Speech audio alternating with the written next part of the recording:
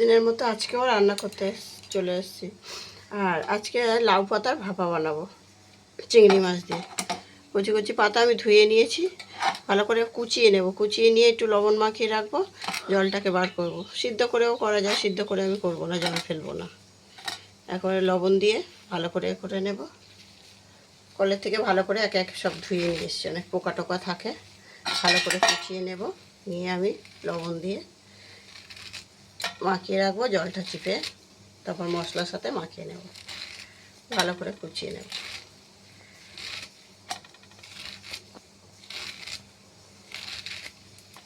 লবণ দিয়ে দিলাম 1 চামচ, ভালো করে মাখিয়ে রাখবো। মাখিয়ে রাখলে জলটা বেরিয়ে যাবে। তারপর আমি সর্ষে পোস্ত বাটা দিয়ে, লঙ্কা বাটা দিয়ে একটা মাখানো থাকবে, জলটা বেরিয়ে যাবে। ঢাকা চাপা দিয়ে রেখে দেবো। বেটে নেবো। আমার আন্দাজ মতো আমি নিয়ে নিয়েছি। এই চামচের 1.5 চামচ সর্ষে নিয়েছি, 1/2 চামচ পোস্ত নিয়ে নিয়েছি। আর লঙ্কা এখানে 8টা আছে। আমরা ঝালটা বেশি খাই, আপনাদের এর মতো আপনারা নিয়ে নেবেন।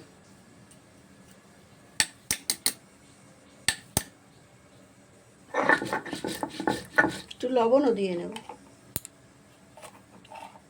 অল্প করে লবণ দিয়ে নিলাম।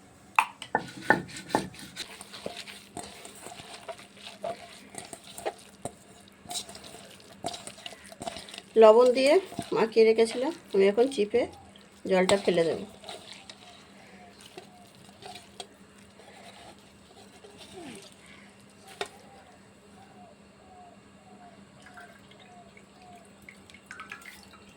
ভালো করে আমি চিপে নিয়ে নিয়েছি। আমি শিলের মধ্যেই একেবারে মাখিয়ে টিফিন বক্সে বসিয়ে দেবো।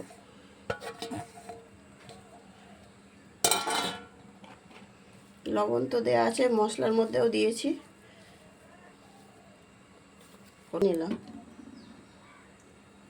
কয়েকটা কালো জিরে নিয়ে নিলাম, একবারে এটার মধ্যে মাখিয়ে নিয়ে একেবারে তুলে দেব।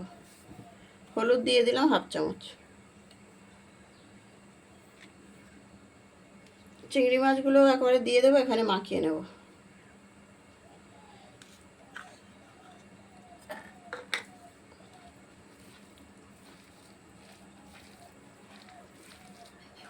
সর্ষে যখন বাটি ওর মধ্যে আমি লবণ দিয়ে দিয়েছিলাম, আর শাকটা তো লবণ দিয়ে আমি ভিজিয়ে রেখেছিলাম নরম হওয়ার জন্য।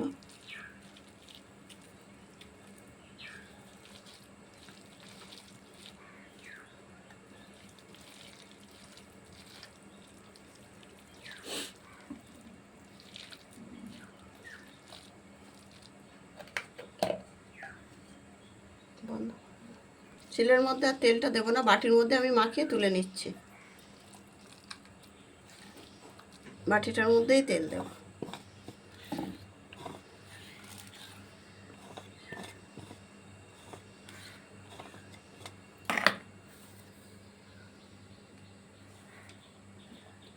ধোয়া জলটা দিয়ে দিয়েছি সামান্য, তেল দিয়ে দিলাম পরিমাণ মতো, মাখিয়ে নিয়ে বস। গ্যাসে জলটা বসিয়ে দিয়েছি।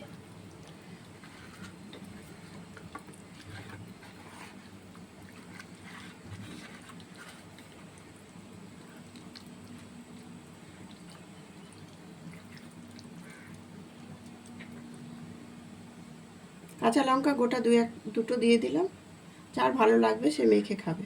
আর ঝালটা বেশি খাই আমরা, ঝালটা দিয়েছি বেশি। তেল আবারও একটু দিয়ে দিলাম উপরে ছড়িয়ে। জলটা ফুটছে, আমি এখন বসিয়ে দিলাম। ভাপে হবে 10 মিনিট। গ্যাসটা বন্ধ করে দেব। ঠান্ডা হওয়ার জন্য খুলিনি, নামিয়ে রেখেছিলাম। দেখবো এখন কি পরিস্থিতি।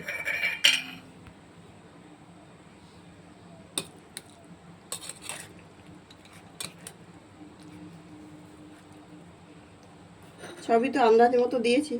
আমি অল্প একটু ভাত দিয়ে খাবো। ভাতটা ঠান্ডা হয়ে যায় তো খেতে খেতে দুপুরে ভালো লাগবে না, তখন গরম ভাতে খুব ভালো লাগবে।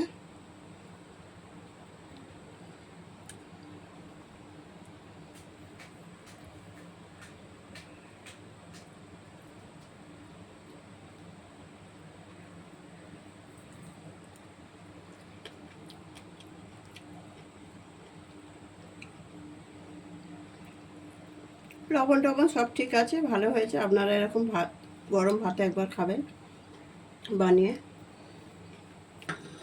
পর্বটা এখানেই শেষ করছি। ভালো লাগলে একটা লাইক, শেয়ার, কমেন্ট করবেন, একটা সাবস্ক্রাইব করবেন। দেখা হচ্ছে আগামী পর্বে। সবাই ভালো থাকবেন।